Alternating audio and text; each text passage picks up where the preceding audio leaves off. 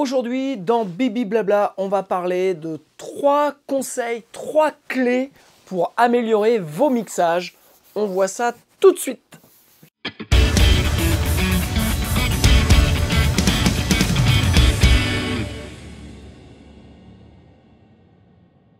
Salut à toutes et tous, c'est Jaf. Aujourd'hui, dans Bibi Blabla, on va voir 3 clés pour améliorer vos mixages. Alors ces 3 clés, je vous préviens, ne sont pas très sexy, voilà, parce que le mixage, c'est quand même le truc qui fait rêver et on le voit moi je le vois sur mes vidéos, dès l'instant où je parle mixage ou que je parle, je dirais plugin, ce sont des choses qui attirent plus, des mots-clés, en tout cas ça fait vachement plus rêver que les 3 conseils que je vais vous donner. Pourtant, ces 3 conseils-là sont fondamentaux dans le résultat, dans le mixage que vous allez avoir. Alors, avant ça, on va faire un petit peu d'auto-promo.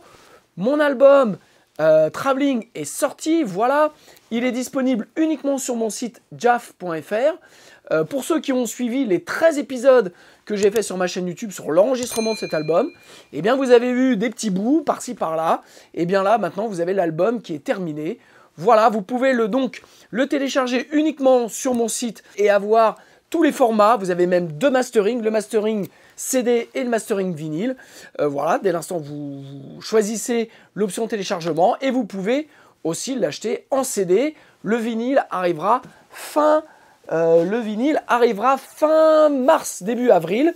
Et puis mon site de formation jaf-formation.fr a été entièrement refait et vous avez dessus donc aussi des ressources gratuites, des e-books donc sur l'enregistrement, sur la préparation avant de rentrer en une séance. Vous avez aussi une formation gratuite sur la méthodologie en home studio qui se complète bien avec ce que je vais vous dire aujourd'hui. Voilà. Et puis forcément, vous avez des formations sur Cubase, puisque je suis formateur certifié Steinberg, des formations sur les EQ, la compression, les reverb delay, le mixage, bref, plein de choses. Voilà. Donc, on va voir aujourd'hui les 3 conseils, les 3 clés pour améliorer vos mixages. Et donc, ces 3 conseils sont, en premier, la prise de son. Ok, le placement des micros, la prise de son. En 2, vous avez les arrangements et la qualité de la chanson. Et en 3, vous avez la performance. Voilà, ce sont 3 points qui sont essentiels que vous oubliez, qu'on oublie quand on démarre, qu'ils sont importants, qu'ils sont fondamentaux dans la réussite d'un mix. Et je vais vous donner des exemples. Alors, on va commencer par la prise de son. C'est important parce que vous pouvez avoir n'importe quel instrument. Si la prise de son est mauvaise, vous allez beau vouloir pendant vos mix mettre de la compression, de l'EQ, du patin, du couffin, ce que vous voulez, ça sonnera toujours comme de la merde. Et le problème, c'est que moi je le vois sur des enregistrements que j'avais faits il y a très longtemps, où les prises n'étaient pas forcément très bonnes, et bien forcément j'ai galéré pour faire ressortir le son. Et je le vois là sur l'album que je vous ai présenté, Traveling, notamment les voix, j'ai enregistré les voix avec... les voix ont été super simples à mixer, un tout petit peu de DSR, un petit peu de compression. Voilà, donc au final, pas grand-chose, pas être obligé d'avoir des multibandes dessus, pas être obligé de mettre en cascade 3 ou 4 DSR. Enfin voilà, donc la prise de son est primordiale. Donc je parle des voix et en fait, le premier conseil que je vous donnerais, c'est déjà de faire avec ce que vous avez. Voilà, ça, je pense que c'est important. Il n'y a pas de bons micros, il n'y a pas de mauvais micros. Il y a juste, en fait, les micros que vous avez. Et il vaut mieux un micro de moins bonne qualité, mais que vous maîtrisez, dont vous savez comment enregistrer avec, plutôt qu'un micro, je dirais, super cher, un large membrane et tout ça. Mais si vous ne savez pas, le contrôler, le maîtriser, eh bien, vous allez avoir plus d'ennuis que autre chose. Voilà. Je prends exemple, il y a 15 jours, j'ai fait une séance ici au studio avec donc un client, c'était la première fois qu'il venait. Et donc, on a commencé à prendre un peu de temps pour trouver le bon chaînage de micro et de préamp un petit peu par rapport à sa voix. Et c'est vrai que j'ai commencé puisque j'avais déjà miké dans le studio mon Warm Audio WA44. Voilà, donc je vous ai fait une vidéo, un bibi blabla, donc je vous mets le lien par-ci ou par-là. Et donc il était prêt puisque j'avais fait une séance la veille avec un autre client. Et donc je lui ai dit, écoute, on va essayer celui-ci. C'est un micro en ruban, voilà, c'est un micro un peu cher, donc de qualité. Je lui dis, essayons. Et donc il essaie, on fait une passe comme ça sur un titre, et on écoute, et il me dit, ouais, écoute, je trouve ça bien. Je lui dis, tu te sens à l'aise? Il me dit, ouais, je me sens bien et tout. Ok, je lui dis, on va essayer quand même autre chose. Moi, il y avait quand même, par rapport à sa voix, il y avait un ou deux trucs qui me dérangeaient. Et je lui dis, tiens, on va essayer un autre micro. J'ai pris mon fameux SM7, voilà. Je lui ai posé, j'ai rééqualisé un petit peu différemment, forcément, c'est pas le même micro. Et là, il a posé et il m'a dit, écoute, je me suis senti vachement mieux.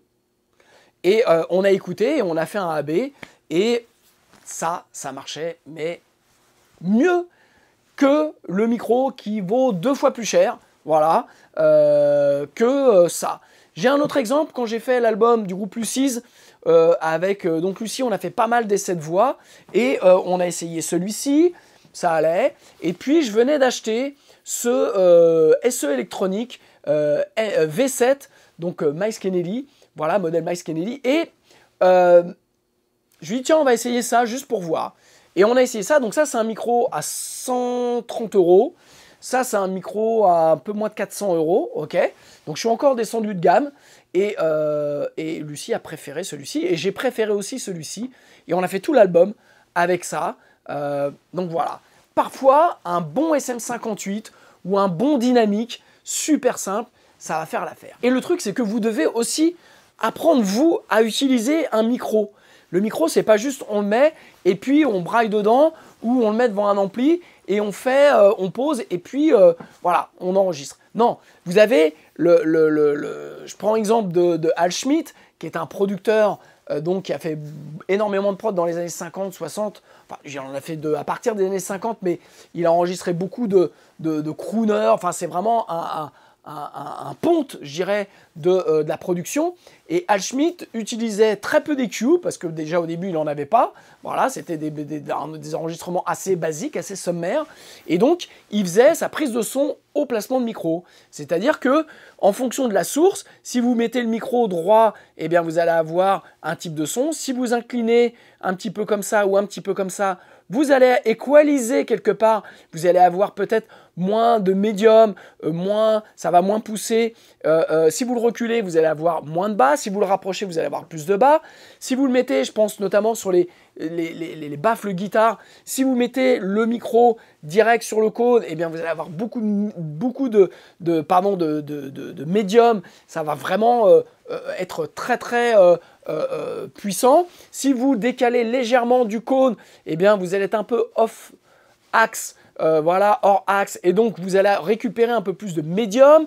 Si vous le reculez, bien, forcément vous allez avoir, ça va moins pousser, et puis vous allez récupérer peut-être un petit peu plus d'air, parce qu'il va y avoir une distance entre la source et votre micro.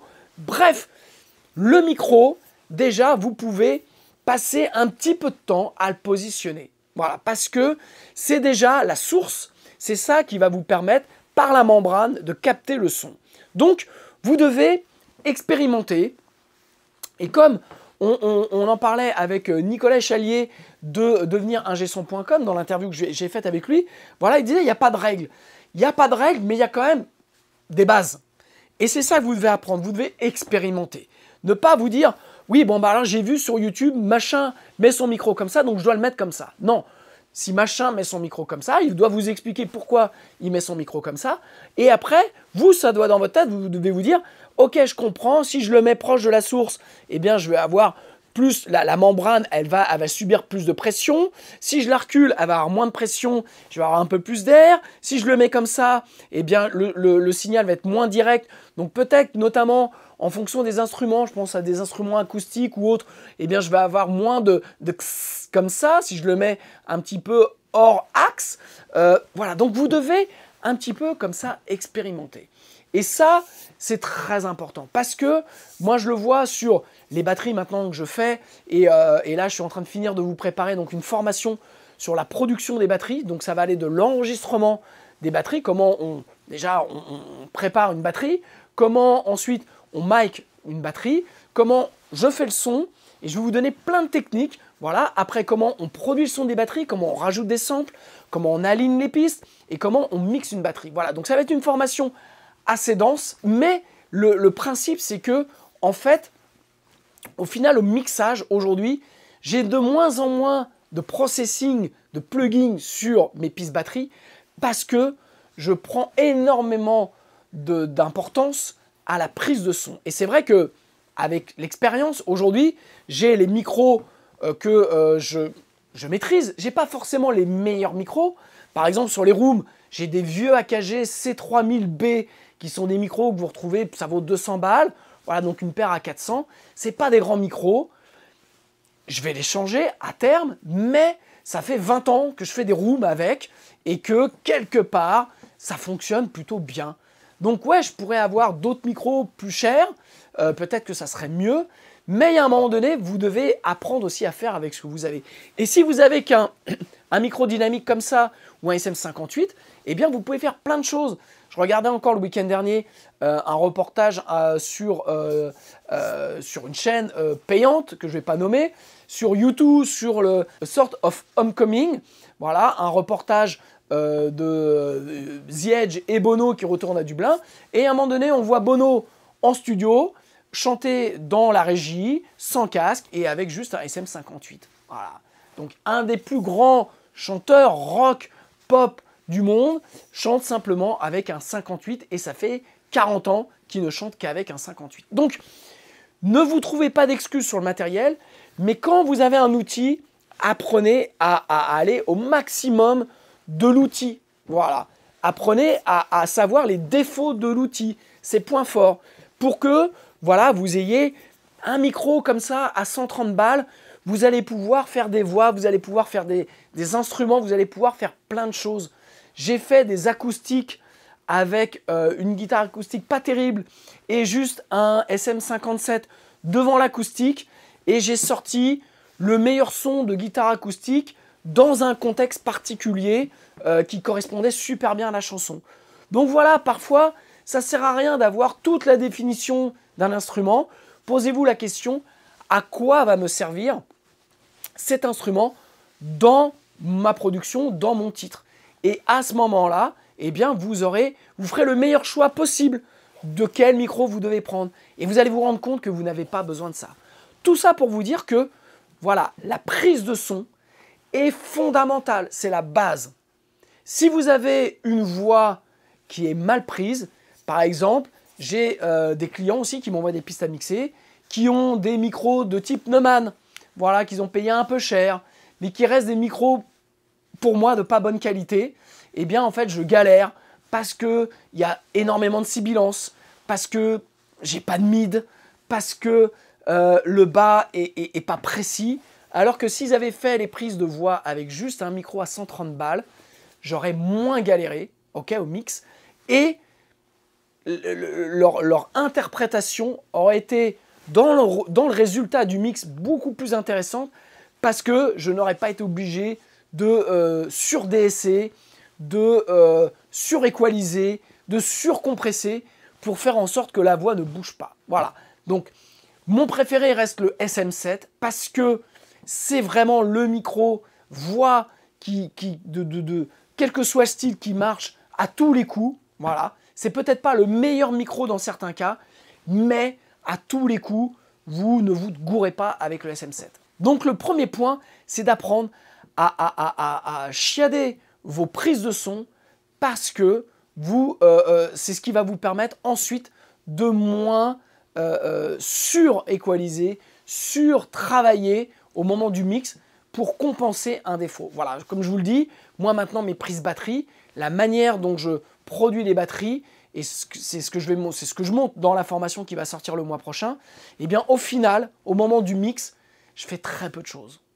Parce que la batterie sonne déjà, en tout cas comme j'ai envie, et donc l'idée, c'est que je ne vais pas utiliser des outils derrière pour essayer de partir d'un point A qui n'est pas du tout l'image que je veux à l'arrivée. Voilà. Et ça, c'est important, c'est que la prise de son doit être 80% de ce que vous voulez entendre. Si ça ne sonne pas à la prise, ça ne sonnera pas comme vous voulez au moment du mix. Donc, vous avez plus vite fait de refaire la prise en changeant de micro, en trouvant le meilleur positionnement de micro, le meilleur micro, voilà, plutôt que ensuite d'essayer de mettre 25 plugins parce que vous n'arriverez pas à ce résultat-là. La prise de son doit être primordiale et doit correspondre à 80% à ce que vous voulez entendre. Je le redis, moi, quand je produis, quand j'enregistre ici, je ne mets aucun plugin sur ma session de travail. La batterie, elle est brute.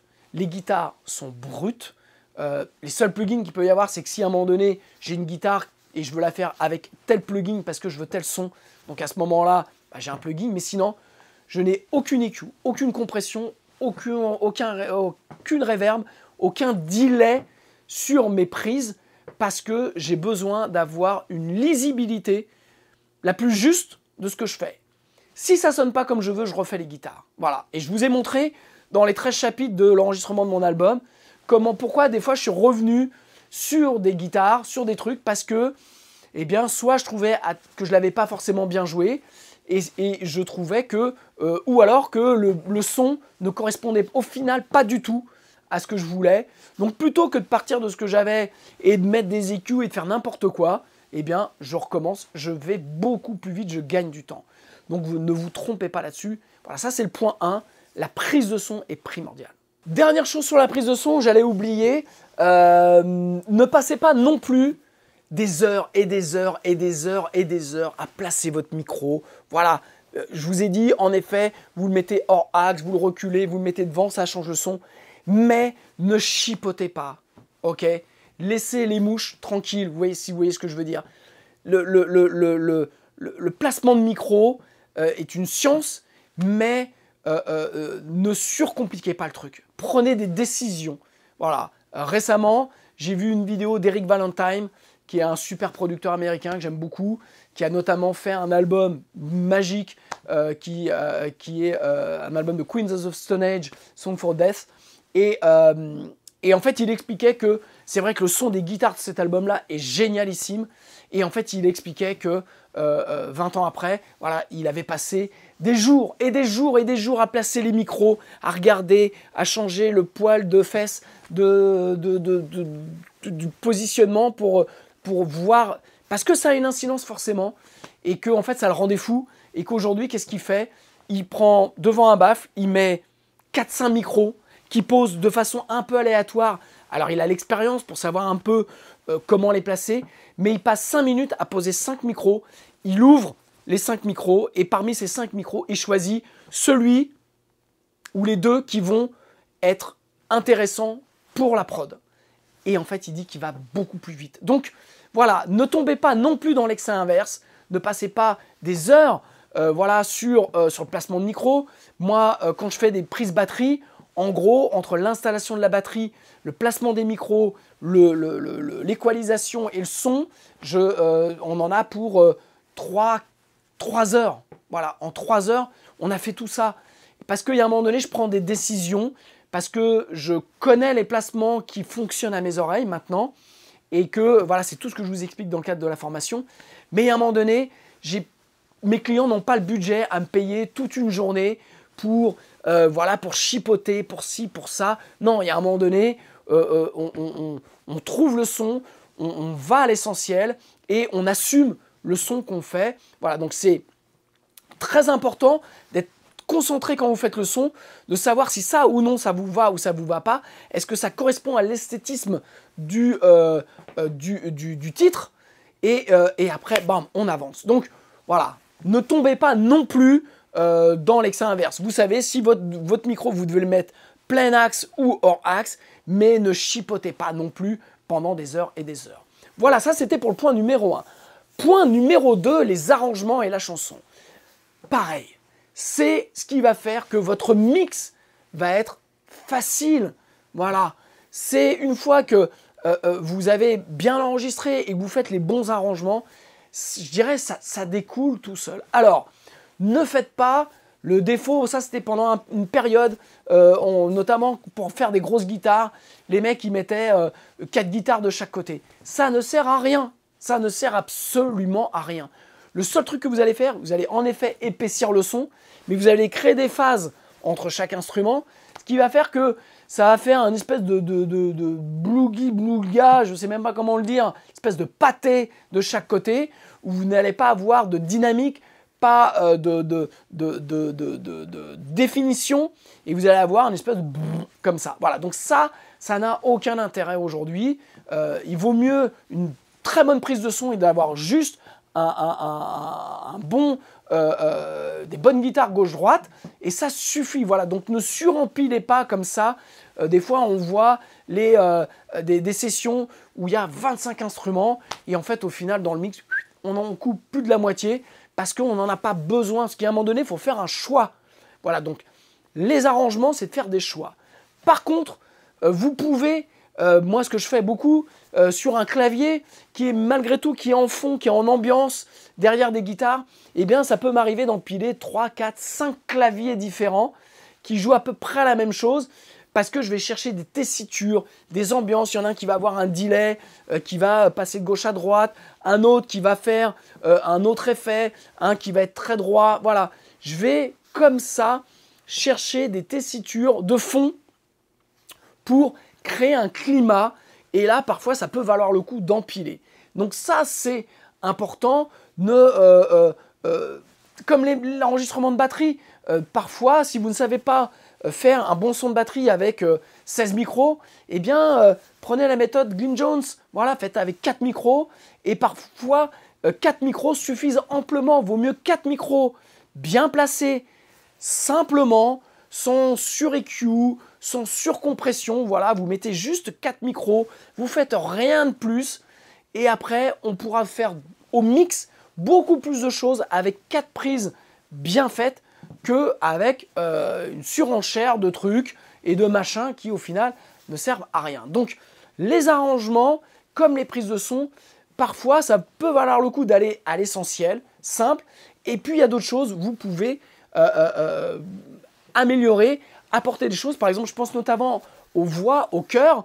Vous pouvez mettre 7, 8 pistes de chœur, parce que même si c'est dans le fond, ça va donner de la matière. On va avoir un effet un peu choral, un peu, et donc ça va ajouter de l'émotion dans votre arrangement. Moi, je vois sur le titre à l'envers, le dernier titre de l'album qui fait 10 minutes. Alors, c'est le titre auquel je me disais, bon, tout le monde va le zapper parce que voilà, ça fait 10 minutes, je me suis fait plaisir. Et en fait, c'est un des titres qui marque le plus les gens parce que c'est un titre qui a un rythme où en fait on prend son temps, ce qui est très très rare aujourd'hui, je pense. Je pense que c'est aussi ça qui plaît dans ce titre-là. C'est que le titre dure 10 minutes, il s'étire.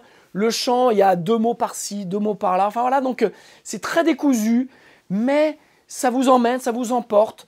En tout cas, c'est ce que j'ai voulu faire et je suis content parce que c'est les retours que vous me faites là sur ce titre-là sont absolument incroyables. Bref, j'ai à la fin, sur le dernier refrain, j'ai fait beaucoup de chœurs et j'ai empilé, je crois à des moments, il devait y avoir 15 ou 20 pistes de chaque côté de chœurs. Et donc ça apporte cette puissance, même s'ils ne sont pas devant dans le mix, mais ça apporte de la matière, ça apporte de l'émotion, ça apporte quelque chose. Et ça, voilà, là-dessus, vous pouvez empiler.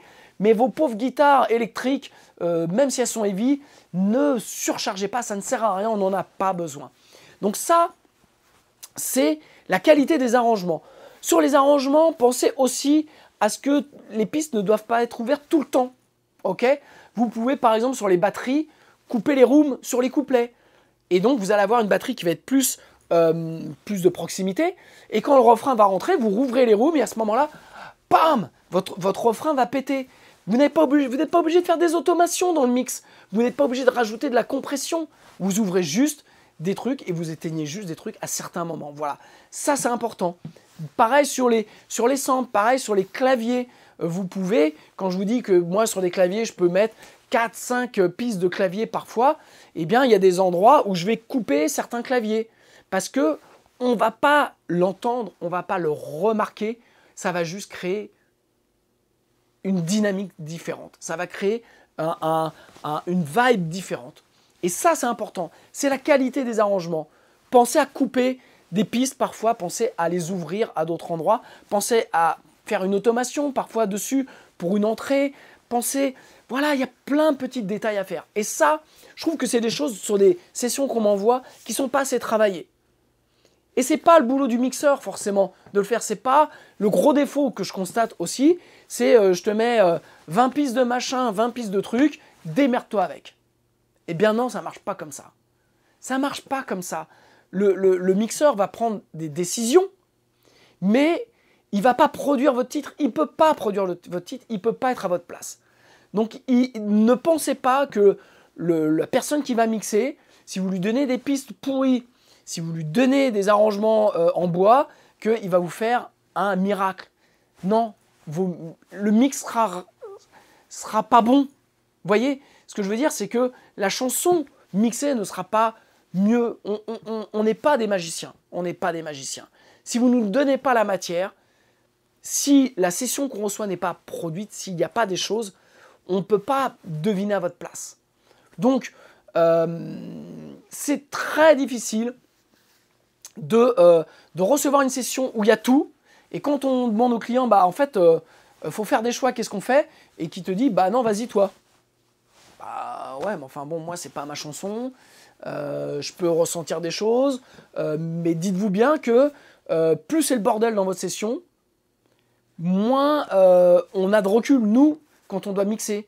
Parce qu'on se dit, bon, bah, voilà, démerde-toi, bah, ouais, j'ai pas envie de me démerder, quoi. J'ai pas envie, donc je vais faire un truc propre, je vais faire un truc scolaire, mais je peux pas me substituer, je suis pas producteur du titre. Je suis pas l'artiste. Par contre, si on m'amène un beau travail, là, je vais pouvoir me faire mon boulot de mixeur, je vais pouvoir aller plus loin, mais pas avant. Dernier point sur les arrangements, des trucs tout simples, quand je vous disais, mettez de la dynamique, créez des changements, créez de l'attention sur ce que vous faites, un petit shaker ou un petit tambourin sur un refrain, ça fait toujours son petit effet. Ça prend 2 secondes à faire, ok, mais quand vous faites ça, le mix change. Parce qu'il y a ce petit élément rythmique qui arrive et qui va emmener tout le truc. Donc ça, c'est des points ultra importants pour que votre mix soit réussi, c'est la qualité des arrangements.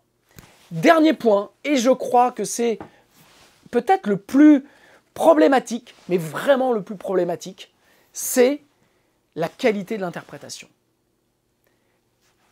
Ça fait 10 ans que je fais des séances, ok. Ça fait 10 ans que je vois des artistes me payer un studio, donc investir de l'argent pour arriver en studio et ne pas être prêt. Ça va de... au final, je connais pas mon texte. Au final, la diction, je l'ai pas préparée, donc rythmiquement, je suis aux fraises. Ma partie guitare, le solo, voilà, c'est pas possible. C'est pas possible. Je n'arrive pas à comprendre comment on peut faire un chèque d'un côté et penser que parce qu'on va arriver, parce qu'il y a du matos, parce qu'il y a des trucs, il y a de la magie qui va s'opérer. Alors oui, la magie s'opère en studio, bien entendu, mais elle s'opère quand on est prêt. Avant, on sauve les meubles. Et malheureusement, je fais trop de séances où on sauve les meubles, où les musiciens ne sont pas prêts, ne connaissent pas leur texte. Et donc, moi, je passe mon temps à faire stop, rec, et dire non, ça va pas. Et en fait, au bout d'un moment, quand on se rend compte que le niveau n'est pas là, que la personne n'est pas prête, eh bien, nous, on se contente de ce qu'on nous donne. Donc, on va dire, ouais, ok, c'est bien. C'est-à-dire qu'on va baisser notre niveau d'exigence parce qu'on se dit que l'artiste ne va pas y arriver aujourd'hui. C'est pas possible. Et qu'on ne peut pas faire 200 prises pour aller choper le coup de chance du truc qui va marcher, quoi. Donc, on essaye de faire pour le bien de notre client, voilà, parce qu'il nous a payé, il a besoin d'avoir tant de titres de fait, bah, on va rentrer ce nombre de titres dans le budget de notre client, mais on va être moins regardant sur la qualité parce que le client, l'artiste n'est pas prêt. Et c'est difficile de dire, écoute, rentre chez toi, là tu me fais perdre mon temps, tu perds ton temps, tu perds ton argent, mais rentre chez toi. Alors ça m'est arrivé, quand c'était vraiment cata, ça m'est arrivé de refaire des guitares à la place de certains, mais c'est ce qui pêche le plus, voilà. Et ce qui est d'autant plus gênant, c'est que après, c'est pas en place, c'est pas, les voix sont fausses, voilà, il y a plein de défauts, et que le client, l'artiste vous dit, bah tu vas pouvoir corriger ça avec ton ordi. Ouais, je peux le corriger, mais par contre, je vais te facturer 3 heures de plus. Parce que moi, mon boulot, c'est pas de compenser, ok? C'est-à-dire que s'il veut que pendant la séance où je suis payé, que je passe 2 heures à tuner les voix et à recaler les guitares ou quoi aux caisses, je vais le faire parce que moi je suis payé. Mais par contre, il aura moins de temps pour ça. Mais par contre, qui ne compte pas que je vais faire ça pendant mon temps libre. Voilà. Parce que c'est pas de ma responsabilité. S'il n'est pas prêt, s'il n'a pas bossé avant, si ses exigences sont pas au niveau qu'il attend, parce qu'après il attend sur le mix que ce soit parfait, eh bien à ce moment-là, ça va lui coûter plus cher. Et là-dessus, je suis très clair avec mes clients. Je ne déroge pas à cette règle-là, je ne suis pas là pour, sur mon temps de loisir, faire en sorte que la personne, l'artiste qui n'a pas travaillé sa partie, puisse lui gentiment être tranquille et penser que je vais faire des miracles. Je ne fais pas de miracles. Je peux en faire, mais ça coûte plus cher. Voilà. Donc là-dessus, c'est un point qui est important. Et c'est vrai que parfois, en fonction des artistes, je budgète des temps d'editing. Voilà, je fais des devis où je mets tant d'heures pour l'editing, tant d'heures pour ci, pour ça, parce que je sais que je vais avoir du temps de travail, mais en aucun cas, ça doit être de ma poche. Voilà. Donc ça, je suis très clair là-dessus. Si je m'en rends compte trop tard, je dis au client, écoute, soit je te mixe ça comme ça, soit je te fais l'editing. L'editing, je vais passer 3 heures par titre, donc ça va te coûter tant en plus, mais par contre, ça sera propre. Jusqu'à un stade, parce que on récupère des bourdes, mais maintenant, quand c'est pas bien joué, ça reste pas bien joué, c'est pas bien joué, mais plus en place, si vous voyez ce que je veux dire. Maintenant, voilà, n'oubliez pas que l'enregistrement, c'est la captation d'un truc. Voilà, c'est comme une photo. Quand on a la gueule des mauvais jours, on a la gueule des mauvais jours. Après, Photoshop, on peut faire en sorte qu'on a moins la gueule des mauvais jours. Mais le mec qui va utiliser Photoshop pour faire que vous ayez une bonne gueule, il va y passer 3 heures et ça, il va vous facturer. Donc, sincèrement, vous pouvez vous en remettre au producteur, vous pouvez avoir confiance en lui, mais il n'est pas magicien. Il ne peut pas tout compenser. Donc, vous devez être prêt. Vous payez une séance de studio, vous devez connaître votre texte, vous devez l'avoir chanté sur un métronome, sur le tempo du titre, pour avoir une diction qui soit propre, qui soit intelligible. C'est pas juste le micro. Le micro, moi j'ai eu aussi des séances où le mec me disait ton micro il est pas assez bien, on comprend pas ce que je dis. Bah mec, si t'avais bossé, on comprendrait ce que tu dis quoi. Tu fais de la merde, le micro il capte de la merde. Tout simplement quoi. Donc, il y a des moments, il faut assumer, il faut être face à ces réalités. Le studio est un endroit magique quand on est prêt. Si vous n'êtes pas prêt, c'est pas magique. C'est que la magie, en fait, vous allez la déporter sur quelqu'un d'autre, elle ne va pas devenir de vous. Et en fait, le principal en studio, c'est la prestation. C'est ce que vous allez faire. C'est ce que j'ai essayé de vous montrer sur l'enregistrement de mon album. Voilà, sans phare, en vous montrant la réalité, en vous montrant les pins, en vous montrant les voix qui déraillent. C'est qu'il y a un moment donné, il n'y a pas de mensonge, on le fait tous ça. Mais par contre, il faut avoir l'honnêteté, quand on est derrière un micro, de dire « je suis pas dedans, c'est pas le micro, c'est que moi, je fais de la merde ». Alors c'est dur, quand on paye le studio, moi, quelque part, je peux faire des prix, je peux faire des trucs, mais quelque part, le temps que je passe à m'enregistrer et à faire de la merde, c'est du temps que j'ai perdu. C'est du temps de travail que j'ai perdu. Donc je me prépare, donc je bosse mes gammes, donc je bosse mes voix, donc je fais des exercices, donc voilà, je fais des choses pour être en forme. Et quand je sens que je suis pas prêt ou que c'est pas le bon jour, je perds pas mon temps, je pose la guitare, je range le micro et je fais autre chose parce que voilà. C'est plus dur quand vous payez un studio, vous avez réservé une journée, et bien la journée elle est réservée, donc vous devez rentrer dedans, donc vous devez vous préparer encore plus. Si vous faites du home studio, et bien en fait c'est la même chose. C'est-à-dire que vous devez vous préparer. L'avantage du home studio, c'est que vous faites comme moi, si c'est pas le bon jour, et bien vous rangez le micro, vous faites autre chose, vous ne perdez pas votre temps. Mais la performance, c'est ce qu'il y a de plus important. Ok ? Donc, vous devez être prêt et ne pas vous reposer sur le mec qui est derrière les manettes parce que déjà, c'est trop de responsabilité pour lui.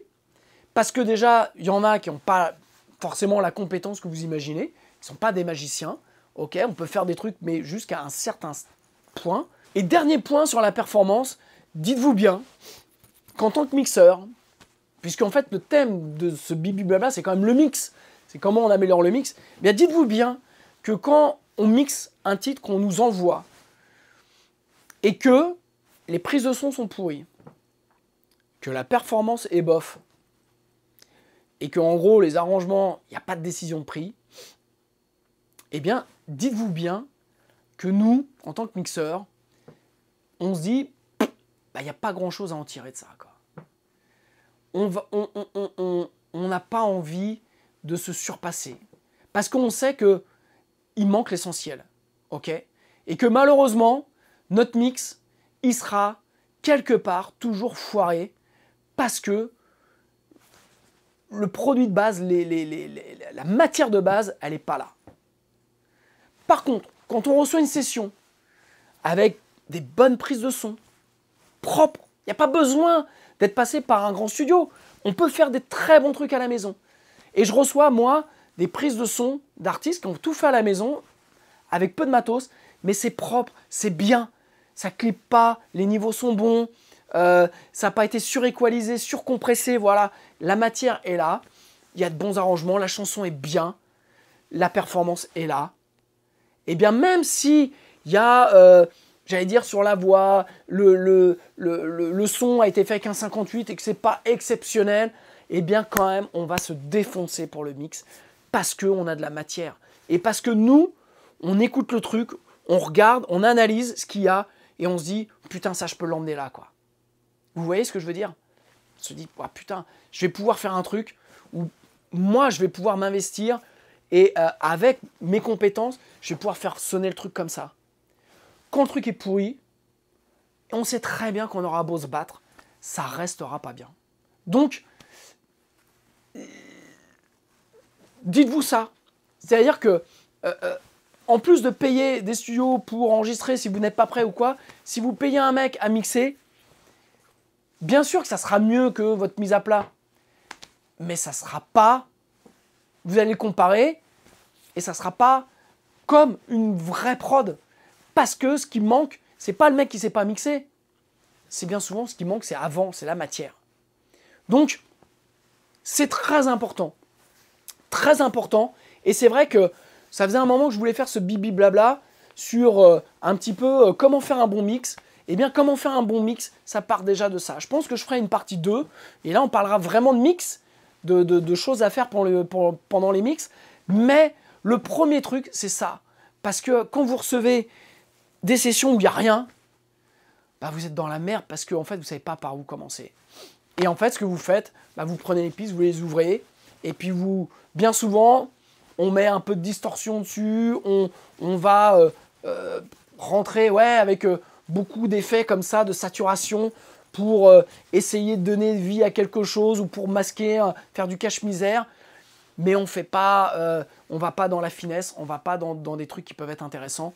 Donc voilà. Après, ça peut peut-être vous correspondre, mais une des problématiques aujourd'hui des productions qu'il y a, notamment en France, sur certains trucs, c'est que tout se ressemble, tout est un peu cheap, Alors, l'avantage du home studio, je le disais, c'est que on compte pas son temps, on peut faire plein de choses. Mais le home studio, si on ne s'est pas un peu formé, si on ne se met pas des exigences, et ça, personne ne peut le faire à votre place, voilà, de vous dire non, là, c'est pas assez bien, je vais bosser mon chant.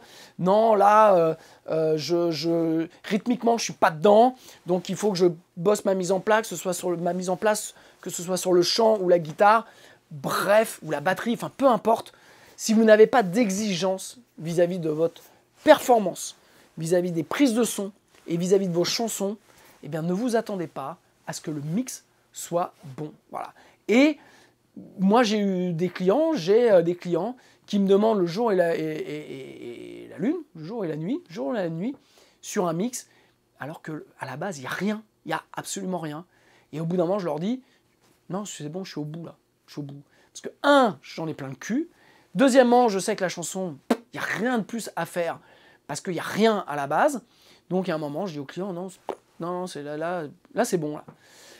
Quitte à ce que le client à me fâcher et qu'il me dise bon bah, je reviendrai plus, bah reviens plus, c'est pas grave. Parce que moi là, j'ai fait le maximum que je pouvais.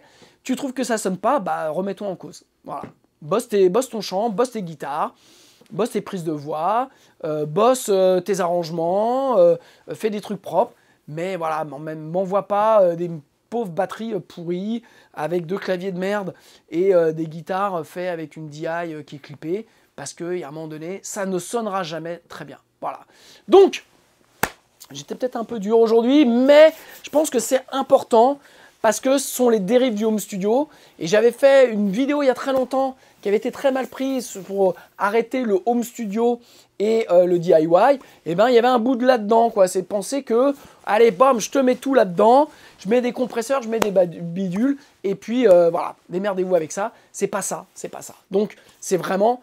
Je le redis, la prise de son, la performance, les arrangements, la chanson, qui vont faire que votre mix va être bien. Voilà. Et des fois, vous pouvez avoir un même mixeur qui va faire dans un même album un mix qui va super bien sonner et la chanson d'après, bien la chanson elle est moins bonne. C'est pas qu'il l'a mal mixé, c'est que la chanson, il y a un truc en moins que l'autre. Voilà. Ça arrive.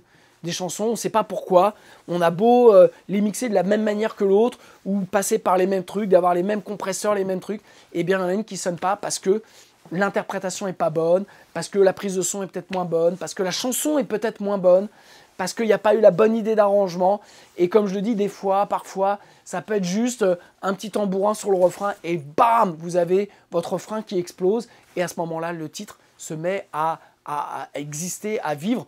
Donc la qualité des arrangements, c'est quelque chose qui est important. C'est un truc que moi j'aime beaucoup faire, que je fais pour certains clients qui me demandent d'arranger leur titre.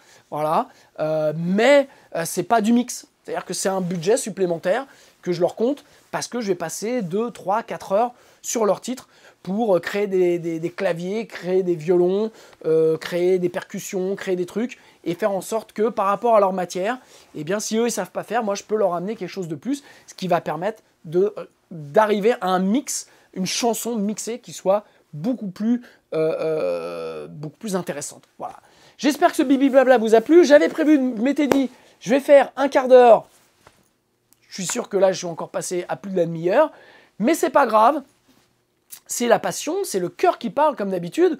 Donc je vous rappelle mon album, voilà, un petit peu d'auto-promo, Traveling, qui est ici, voilà. Je le redis, disponible uniquement sur mon site. Je refuse d'être sur les plateformes. Je vous referai peut-être un petit bibi blabla sur des trucs parce que le monde de la musique est en train de bouger. Il est en train de se passer plein de choses.